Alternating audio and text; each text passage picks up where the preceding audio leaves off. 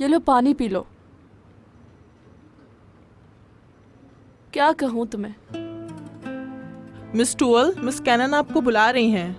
अच्छा ठीक है, आ रही हूँ। तुम जरा देख लेना इसको, ठीक है?